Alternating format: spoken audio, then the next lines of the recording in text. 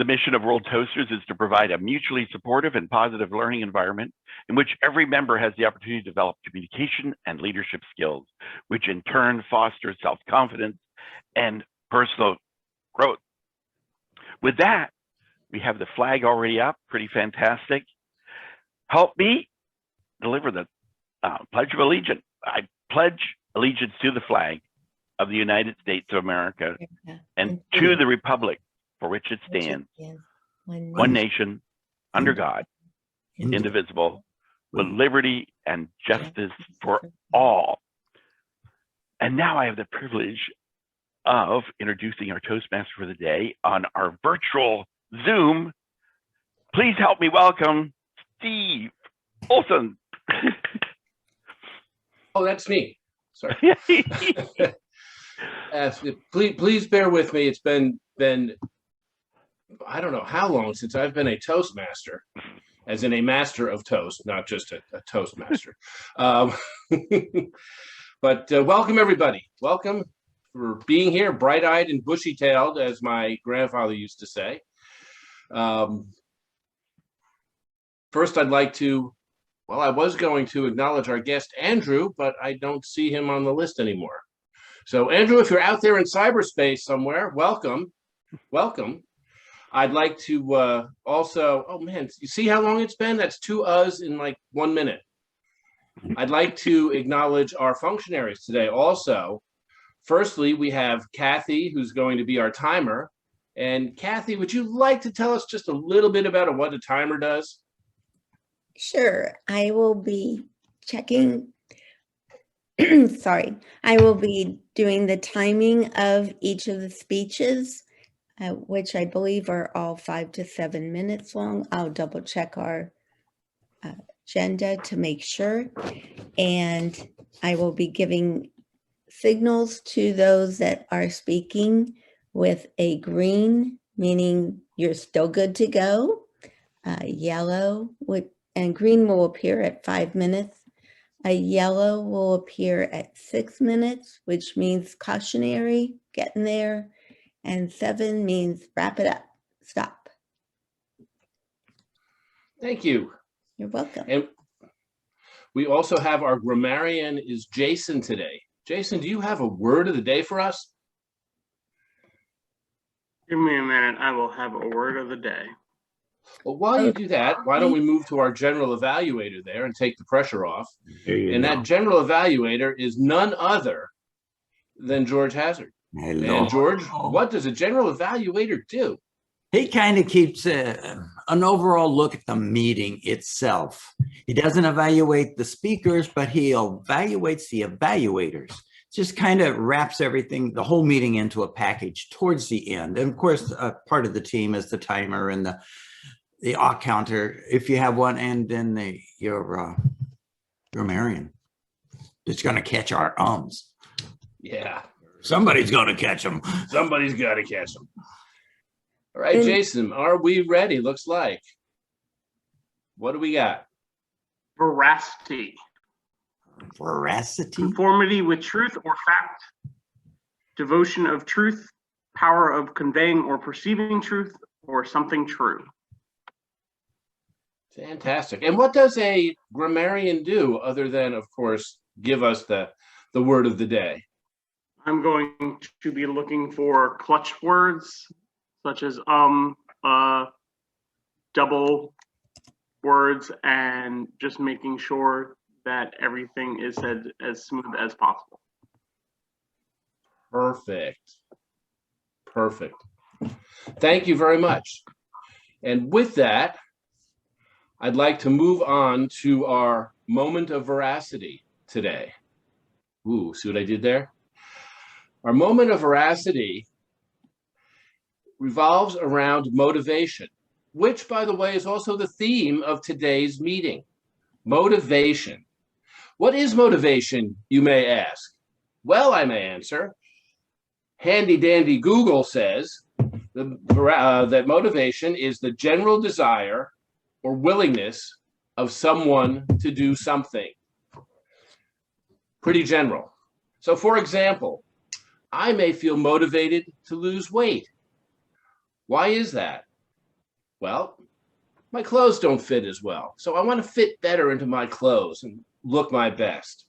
My health may be suffering a bit from being overweight. So I want to fix that. And of course, being single now, when I step out on the beach in my Speedo, I want all the girls saying, ooh la la. So I have different things that are motivating me internally to lose weight. But what do I have externally that's also a motivator? Well, my bathroom scale is a big motivator. I get on that bad boy every morning, and it will either make my day or break my day, depending on whether it's going up or down. Something else I found recently that's a great motivator is my Apple Watch, because it has this feature called rings. And these rings, and here's kind of what they look like. You get 3 rings that spin around as you do different things during your day, whether it's burning calories, standing, or actually exercising. And the goal is to close those rings all the way around. Also a great motivator. Another thing that motivates me is Toastmasters itself. I want to be a good speaker. Again, internally, I enjoy giving a good speech. I look at people like Mark Guy, who I think many of you have met, and I see that he could actually turn it into a rather successful career. And I want to be like that. I want to do that.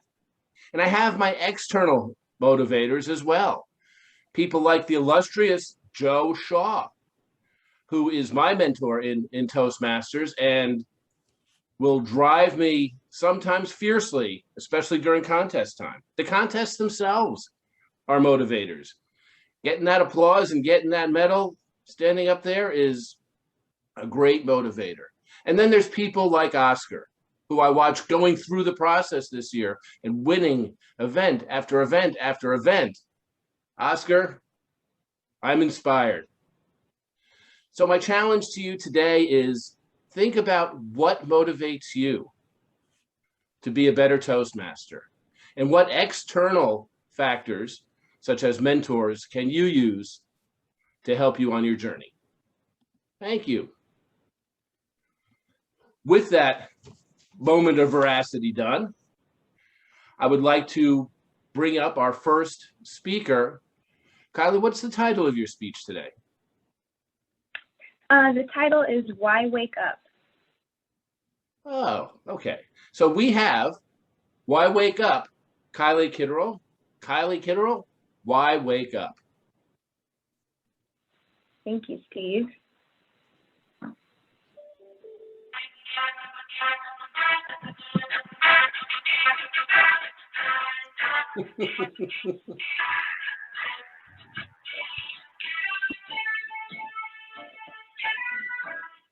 All right, good morning. So I don't know about y'all, but when I hear the Rocky theme song, I'm immediately ready to go. I'm jazzed and I'm ready to throw some punches, metaphorically speaking. Now, as Steve was mentioning earlier, motivation is one of those things that is really different for every person. So for me, music is a huge motivator sometimes. So I can hear the Rocky theme song and feel like I can take on the world. But for other people, sometimes a quote is a great motivator. And one of my favorite quotes is from the legendary coach of the Green Bay Packers, Vince Lombardi, who once said, "There's only one way to succeed at anything, and that is to give it everything." And that quote really sticks with me because when you're talking about motivation, it's not something that just makes you get up out of bed. It's that something that makes you give it everything you've got. And so I think motivation is sometimes really hard to define because it can change, it does change person to person. And what motivates me may not be what motivates Steve. And so as you were talking about our moment of truth this morning, Steve, I was thinking, we have a lot of similarities with what I'm about to go over in my speech as well. And I think it's interesting that even the definition of motivation is something that's different because the definition I found was on Merriam-Webster, which defines motivation as a force or influence that causes someone to do something. So again, even in the definition of motivation, we're seeing that between the Merriam-Webster definition and the definition that Steve read this morning, they're similar, but they're not quite the same, because I think the Merriam-Webster definition kind of falls short of really capturing the feeling that you get by being motivated, or when you find those motivators. And as Steve was mentioning earlier, there are those intrinsic and extrinsic motivators. So when you are thinking about what makes you get up out of bed every morning, when you're thinking about, all right, my alarm went off and I'm here at 7:20 in the morning and I'm here for Toastmasters, but every single one of us was motivated to some degree to be here this morning. And it might be because Toastmasters is a super fun and inviting atmosphere to be in, or it might be because you're working on a speech and you don't want to miss it, regardless of if you want to get up or not. But I want each of you to take a moment and just think about what motivates you to get out of bed every morning, because it's something that I think is often overlooked when you're thinking about what your motivators are. But after doing some research, I found an article from Psychology Today, and it actually drew some comparisons between what is intrinsic and extrinsic motivation. And that intrinsic motivation, I think, is probably the biggest key motivator for a lot of people, because it's that drive that comes naturally. It's because you truly enjoy doing something that's your intrinsic motivator. So I think about one of my intrinsic motivators is running. It might seem crazy that I enjoy getting up before work and running, and sometimes I think even myself is a little crazy because I don't want to get up when that alarm goes off, but I somehow manage to do it more days than not, and that's because that's an intrinsic motivator. You know, no one's standing outside the door saying, hey, we'll give you $5 if you go run a 5K this morning. So for me, running is an intrinsic motivation because I just truly enjoy running. Now, one of the things that Steve mentioned earlier with extrinsic motivation is sometimes there's that reward associated with it. So for example, I think a lot of us could say that our job often has extrinsic motivators, because I know for me, you're going to get paid if you show up and do a good job every day. So money can sometimes be a great extrinsic motivator, but then also sometimes with extrinsic motivations, you can actually have a negative effect when you tie it back to an intrinsic motivator. So the article in Psychology Today was talking about the movie Jerry Maguire. So I don't know if all of you have seen the movie Jerry Maguire, but in the movie, there is a young athlete who truly loves the sport he's playing. And as he gets a little bit more noticed, he becomes a professional at the sport. And although before he had that intrinsic motivation, he truly loved the game. Once he associated that professional title with it, the extra money, the extra pressure, he actually started losing the love of the game. And that's something the Psychology Today article talks a little bit about, is when you have an intrinsic motivator and you associate extrinsic motivators with it, it actually can sometimes negatively impact what your motivation is. And I think that's something that's interesting about motivation too. You know, a lot of times motivation's talked about positive motivators, but a lot of people are actually motivated to do things because they don't want to do a certain thing. So I don't know if you may know the great motivational speaker, Matt Foley. When he was speaking on SNL about some motivational speeches, his biggest motivator was to not live in a van down by the river. But all jokes aside, motivation is something that I think is fascinating when you think about what makes you get up out of bed every morning. So I challenge each of you to find that spark of motivation that, going back to that Vince Lombardi quote, really makes you want to give your everything to anything you do. Thank you.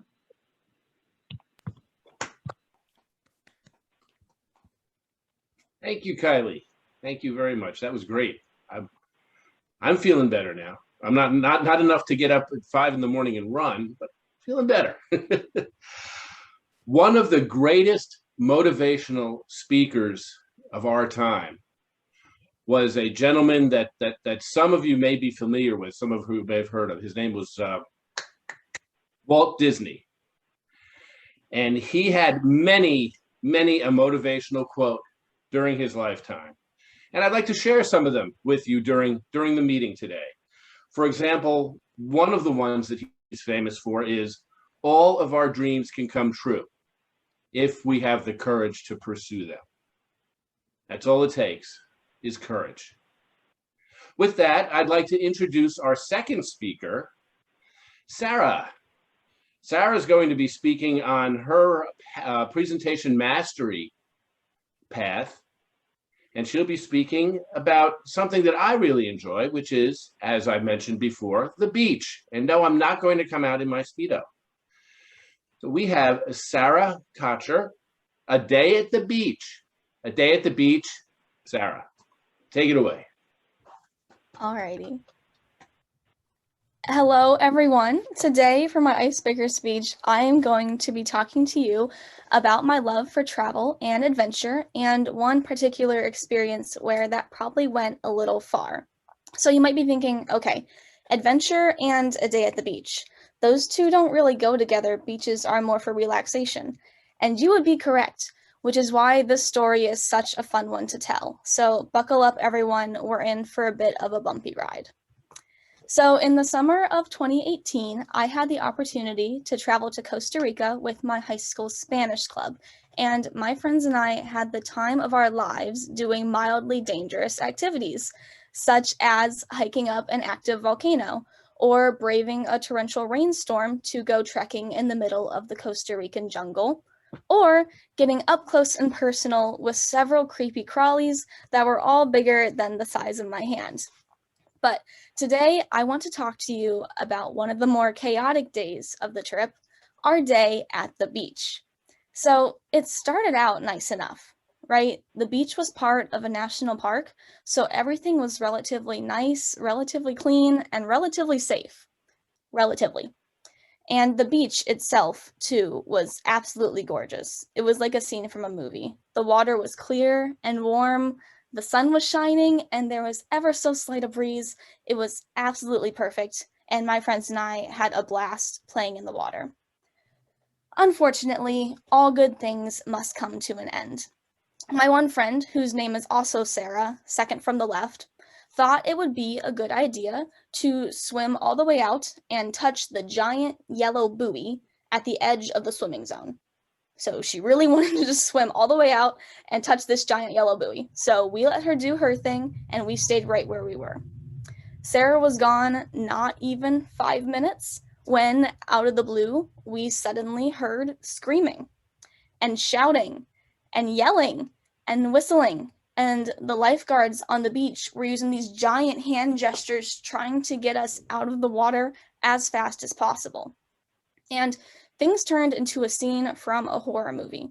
People were sprinting out of the water, shoving down anyone who got in their path. Children were crying for their mothers, and mothers were crying for their children. We got out of the water as fast as we could. Now, on the beach, we learned that 2 giant male crocodiles had made their way into the swimming zone. I'm going to repeat that. We were swimming with 2 giant crocodiles. And ironically enough, they were currently hanging out right by the giant yellow buoy that marked the edge of the swimming zone. So don't worry though, Sarah made it back to shore just fine without having seen a single crocodile. Now, whether or not that's a good or bad thing, I will leave up to you to decide. So naturally, after the event and the crocodiles refusing to leave, we decided it was a good idea to switch beaches. And this new beach was less nice. The water was freezing, the sun was not shining, and it was incredibly windy. And on top of all that, too, we were instructed not to touch any of the several hundred berries that were scattered all over the beach because they were poisonous. Additionally, we had to take shifts as to who had to be watching our stuff on the beach and who could be playing in the water, because if we left our stuff unattended, the several monkeys that were hanging around everywhere would root through our stuff and steal all of our belongings. So, icing on the cake, really. Now, the one thing in particular about this beach is that its waves were incredibly violent. So, I'm a good swimmer. I'm not a great swimmer, And that became very apparent on that day. I spent the entire rest of the afternoon getting absolutely obliterated by these waves. As in, I would either be thrown off my feet and tossed all the way back to shore, or either caught by a wave and pinned to the ocean floor. One of the two, every single wave, something happened. I remember in particular, this one rather large wave happened to catch me at the right angle and ended up pinning me to the ocean floor with my arm behind my back and then water pressure on my chest. So I was trapped under this wave. And I remember thinking to myself, this is it. This is where it ends. But don't worry, it didn't end there.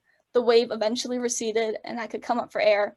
I did need a bit of a break after that one, though. So I spent the entire rest of the day just getting tossed up, beat up, thrown around, all of the above. And by the end of the day, I had never been more physically or mentally drained in my entire life. And you can see the difference, too, between me at the beginning of the day versus me at the end of the day. Not only in my appearance, which was incredibly sunburnt and covered in sand, but also in my eyes. I think you can tell that I went a little crazy after such a day. So that was my day at the beach. It was incredibly chaotic, crazy, insane, but it was an adventure. And I would do it again in a heartbeat because experiences like that are the best stories to tell and the best memories to have. And I would still 100% recommend Costa Rica to anyone who's even mildly interested in going, but just avoid swimming out to the yellow buoys. Back to you, Mr. Toastmaster.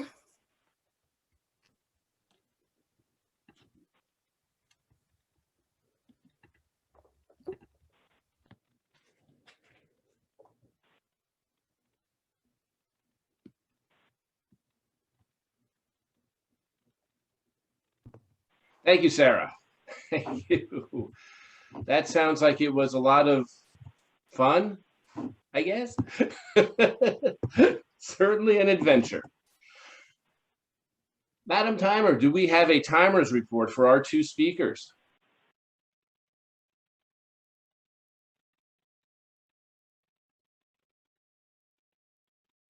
Kathy, mute. Kylie was 6 minutes and 34 seconds. Sarah came in at 5 minutes, 50 seconds. Perfect. Walt Disney was famous for even the shortest of quips to motivate people. And one of the ones that no matter what backstage building you walk into at Walt Disney World, you're going to see somewhere. And that is, it's kind of fun to do the impossible, which Walt kind of did on a daily basis. Time now for our evaluators reports. Mr. Oscar, I understand you are evaluating Kylie. Are you ready to go, sir? I'm ready to go. Let's rock and roll. Thank you, Steve. Well, it's always fun to have Kylie get out there on the virtual screen and motivate us. She does motivate me. I've kind of dropped off the running thing. My running buddy got bad knees and now we walk. But I think I gotta run again. She's just motivating me to want to run because I feel so different when I do. I think, it was a powerful message because I think that first quote, something I hadn't heard before. Only way to succeed is to give it everything. And I think, wow. And for everybody, that's something different. You think of somebody with some disabilities or whatever, but just to put it all out there. And, I just like you said, I went and competed this weekend. And one thing Sandy said to me, she said, seemed like you put it all out there. So, whatever. I said, I did my best. I tried to put it out on the table. And you feel so good when you accomplish that. And I got that feeling from, our wonderful athlete, Kylie there. Being an athlete is something amazing. And just like anything, I was also telling that to Rachel. She plays on that floor of the dance and, getting out and playing full out. Even when you do these Toastmaster different roles and you play full out, the club transforms. Any role that you pick and put it all out the table, it's amazing what can happen and how you can impact other people. So I was very inspired by it. Just as a side note, here's something that motivates me. Look at my grandchildren. I put it right here. It's a motivator.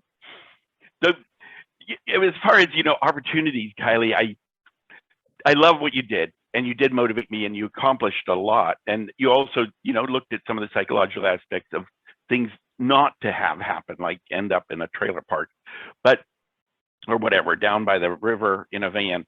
But where you can always step out here is standing. And I think if we never play that Rocky song, you see him running and then do that. That would really bring it all together, just to have that actual event. I mean, we all see it in our minds, but to see you do it and really put it all out there, girl. It would be great. I wouldn't mind having a few pictures. We can use our Zoom background as something, and you could have you even doing that, or even Rocky. But so there's that. One thing, Kylie, just try maybe to slow it down a bit. I think you're just kind of very smart, very brilliant, and there's so much that flies out of your mind, boom. But for some of us, we gotta whoa, baby, that's a little bit much. So maybe take some pauses. Start it with a few deep breaths and just try to gather your thoughts, and then come in and then stop, breathe, do that. But all in all, thank you for getting on the court, and thank you for playing full out. It's inspiring.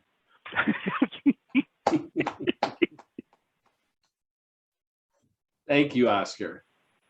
And now, to evaluate that fun day at the beach, we have Rachel. Rachel, up to you. Thank you. I feel like this Costa Rica trip is the trip that keeps on giving for you, Sarah, because I feel like you have endless stories. Because you mentioned the trip, I'm like, wait a second, didn't you tell us about the volcano that almost exploded on you? And then you come to us and you're talking about the beach that almost killed you. I'm like, wow, this is fantastic. You're going to have speeches for days based upon this one single trip.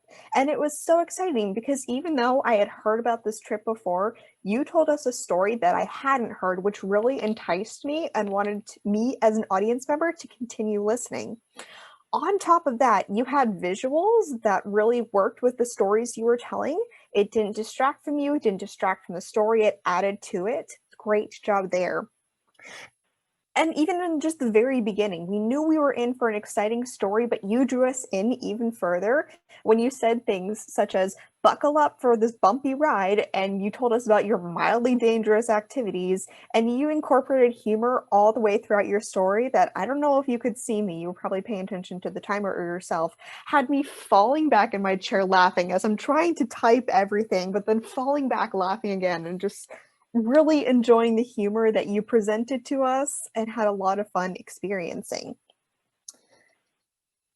Your gestures were amazing too. I remember one part where you talked about the water coming over you and your hand came up and started pushing you down. In that moment, I felt that I was in your position. I don't go into water very often, if ever, but just you doing that, I'm like, oh man, I feel the wave coming over me. And I felt that I was there with you, which was really exciting to experience as a listener for your story. This is just your icebreaker, so it is one of the first speeches you were giving us, which for an icebreaker, this is so exciting. It's so much fun to listen to. And I encourage you to join me and Oscar next year to compete for all the competition slots, because that's going to be a lot of fun to see you joining us. What I think you can do to really develop yourself in your speaking is to figure out transitions. This speech wasn't choppy. It flowed together really well, but I think it could flow together even better if you develop some way to move from one thought to the next. Just consider and ponder that as you're working on whatever next speech you're putting together next. I can't remember which one it is, but whatever. And then you started this speech with the yellow buoys and you brought it back to the yellow buoys and made that your lesson, which is just pristine, perfect Toastmasters speaking. So pat yourself on the back for that one. You have already done infinitely better than the rest of us just by watching us speak for the past month or so. You stole all of our tricks and then you did it better. So well done. And I know I speak for all of us. We cannot wait to see you speak more. Mr. Thank you. Toastmaster. Thank you, Rachel. Thank you. You know, the adventures that you had in Costa Rica remind me of a Disney quote. Walt once said, "All the adversity that I've had in my life, all my troubles and obstacles have strengthened me.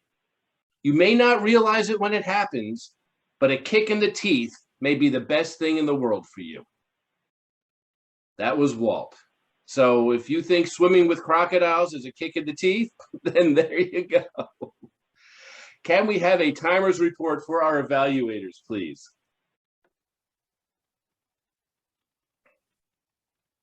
Yes, I have Oscar at 3 minutes, 22 seconds, and Rachel at 2 minutes, 59 seconds. Great. Thank you, Kathy. Way to punch it in there, Rachel. Yeah. Time for table topics. And surprise, surprise, our table topics today will revolve around motivation.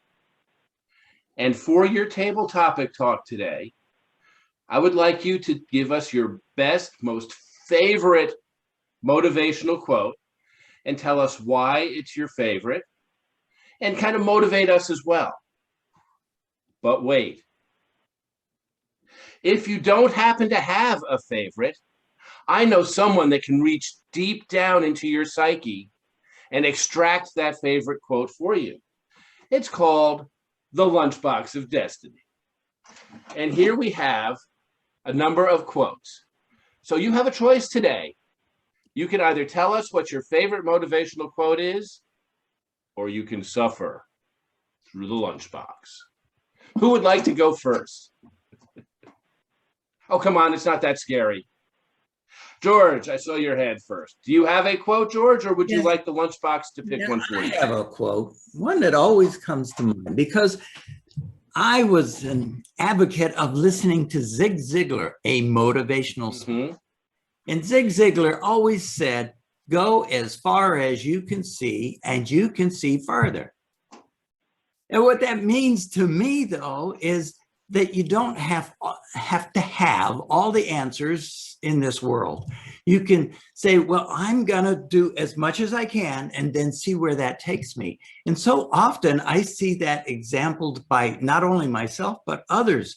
They don't realize, like Oscar doing his competition, it takes him to another level. And then at the next level, then he can see further where he wants to go. And I'm sure you mentioned Mark Guy, or one of you did. And I'm sure that's how Mark Guy started out. He started out and found that he was successful and was able to go to the regional level, I think it was. And then once he got there, he realized that he could go further. And that's motivating to me, as well as I hope to anyone else. Just know that you don't have to know all the answers. Just go as far as you can see, and you can see further. Thank you, George. Thank you very much. That was very good. Does anybody else have a quote they would like to share with us? Or would they like yes, Kylie? I'll take the Lunchbox of Doom since I already shared a quote that I like this morning. All right, here we go. Let's see what we got here. You can't stop the waves, but you can learn to surf. You can't stop the waves, but you can learn to surf. Go ahead, Kylie.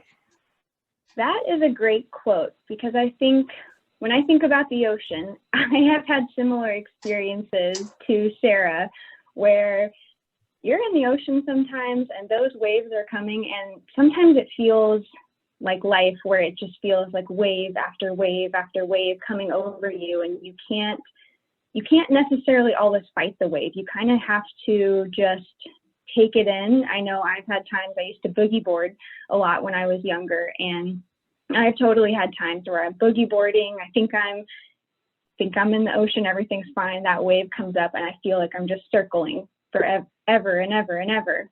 And I think that's a lot like life. You go through cycles of your life where you feel like the wave, you're just stuck in it and you can't seem to break free. But I think if you reframe your mind to think about, instead of fighting that wave and trying so hard to break out of it or break out of that cycle, you just take that boogie board and you turn it and you say, you know what, I'm taking this wave and I'm surfing it and I'm taking it all the way into the beach. And I think that reframing of your mind just really changes things for you. And that's a good quote to think about in life as well.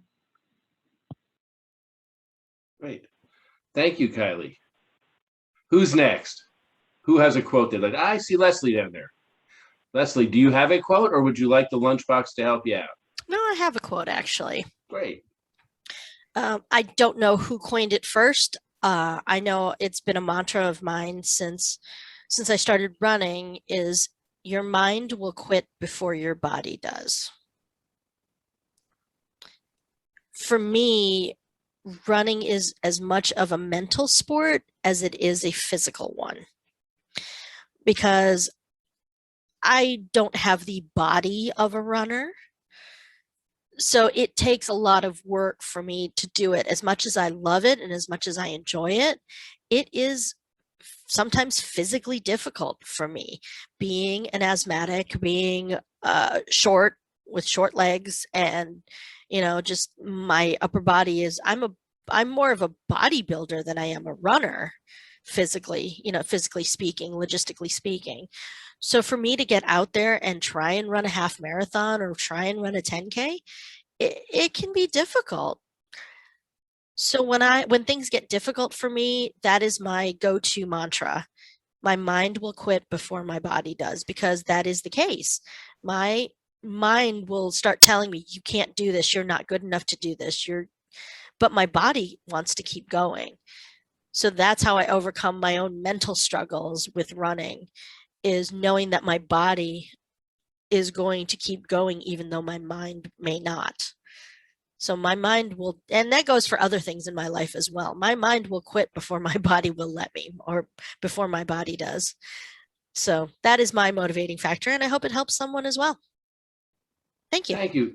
Thank you, Leslie. That's a good one. As a matter of fact, the Navy SEALs have something called the 40% rule. And that goes something like, when your mind starts telling you that you're done and you're ready to quit, your body has only reached like 40% of its endurance level. So when your mind starts saying quit, you got 60% more to go. And I think that that's something that I listen to. When I'm getting tired, when I'm out doing things and I'm ready to be done, I just say 40%. It's 40%. So I think that's a good one. So Oscar, I understand you want to share something motivational with us. I want the lunchbox. The lunchbox, Oscar. Yeah, I like the challenge. I aspire to your bravery. The lunchbox. Here we go. Oh, this is one of my favorites. This one comes straight to us from Dwayne "The Rock" Johnson. And I've actually done a speech on this once. Be humble, be hungry, and be the hardest worker in the room. Be humble, be hungry, and be the hardest worker in the room. Oscar. All you can say is it worked for him. If you want to look like him, if you want to be like him, follow that quote. That's what I say. That's a lot of work. I get tired. He tires me out. People like that just can do so much so well all the time, and to be like a champion wrestler, and then to go into the movies and just give it everything. I don't know. I don't know if I want to be that person, but it's still a great quote. You've got to go out there and work harder than anybody else. When you're on that side of the game and you're playing full out, there's a whole different feel to life. And that feeling is like, wow, you're right in the moment. You experience everything. I think there gets to be a place where you find your own power and you don't have to rely on anybody.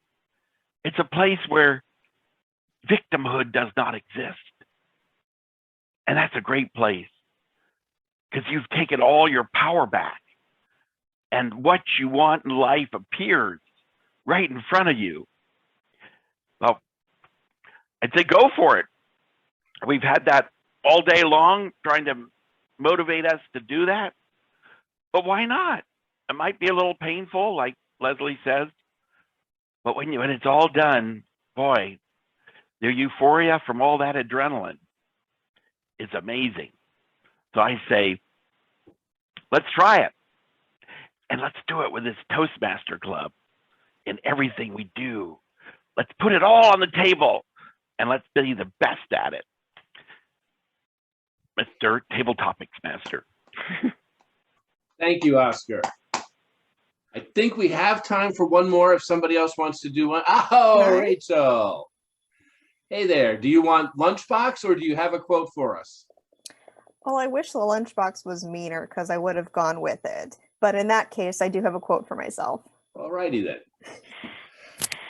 This is a quote that has been inspiring me for quite a long time now. And it goes like this. Life isn't about waiting for the storm to pass. It's about learning to dance in the rain. And this has high veracity for me on a whole bunch of different levels. It is both true in the idea that life is not about just waiting and watching for things to happen so that you can move on from it. And it also works on the level that I am a dancer. And that's kind of the reason that the quote has stuck with me, because there is this whole, at least on a dancer level, idea about what it is to be dancing in the rain. To the average citizen, dancing in the rain is just this kind of thing you do when you just let free and you forget about anything happening around you. You don't even realize that water is pelting down on you, just drenching you in whatever you're wearing. You're just happy, free, and fun. But I always made the connection to the musical Singing in the Rain. And if you know the whole scene, he's just there enjoying himself and he's swinging from the lamp poles and he's tapping around in the water, splashing around like a small child. And that was really important to me in growing up in my pre-professional dance career, that idea of just releasing your inhibitions and letting whatever was happening in the world happen around you, just to enjoy that moment that you're dancing and to be confident in yourself, to be free in yourself, and just to have fun in whatever you were doing. And that's a quote that probably started with me in middle school, which is not that long ago, but it's one that I think is going to follow me for probably the rest of my life because of the release that I feel it gives me and the fact that I can just, oh, yep, that's a rainstorm, but guess what I'm gonna do in it? And have fun with whatever the world throws at me. Mr. Table Topics Master. Thank you, Rachel. Kathy, can we have the timers report for our brave table topic speakers today? Yes, we sure can. Let me write down Rachel's here and then I'll get you that. All right, George, you came in at 1 minute, 18 seconds. Kylie, 1 minute, 16 seconds.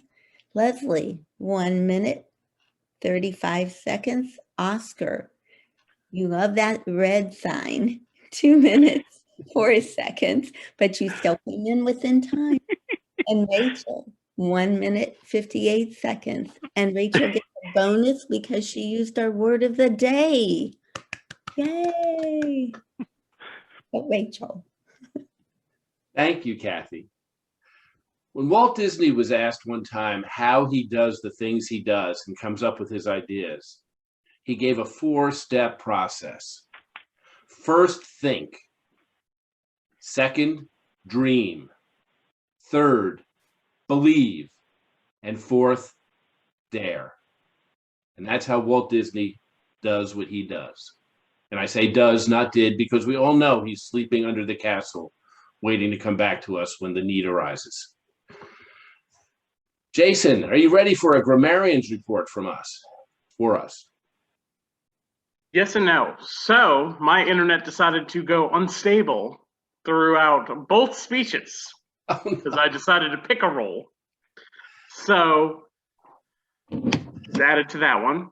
A total of 6 ums is what I got from being frozen and unstable. I got 3 so's and 1 you know. So overall, I think it was a very good meeting.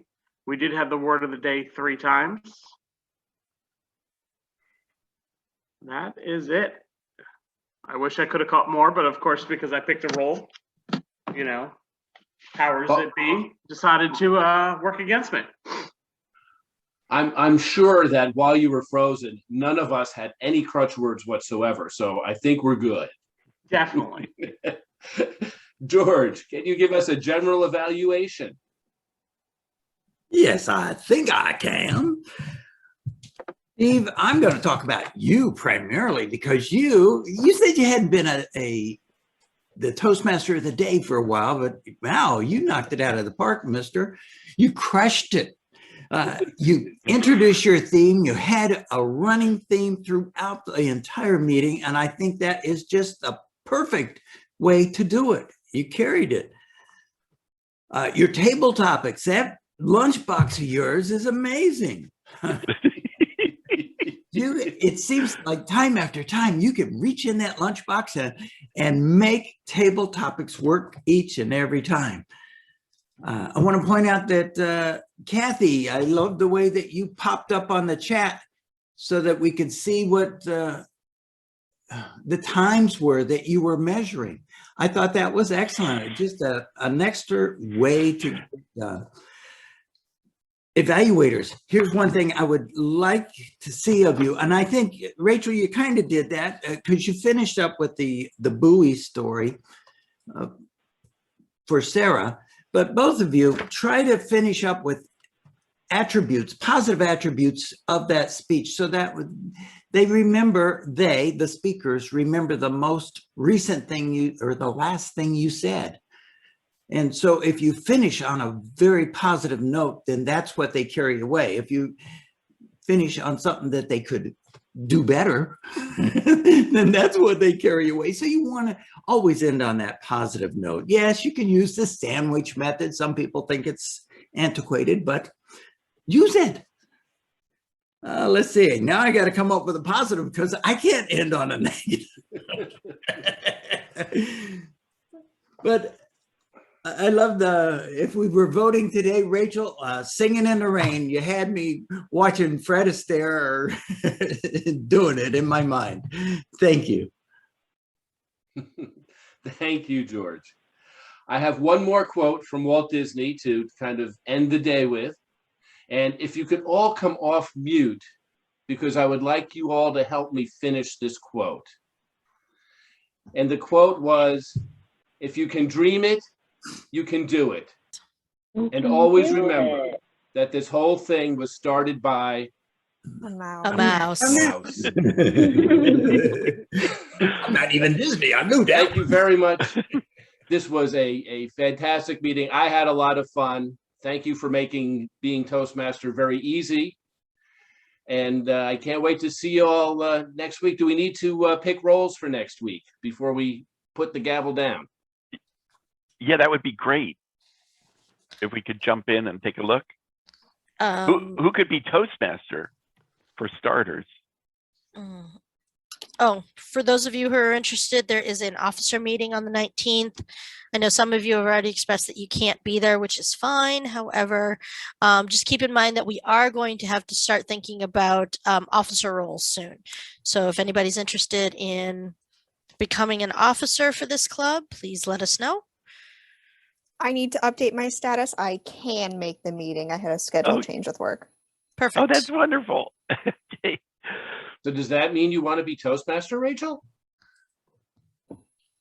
You know what? Screw you, but I'll sign up.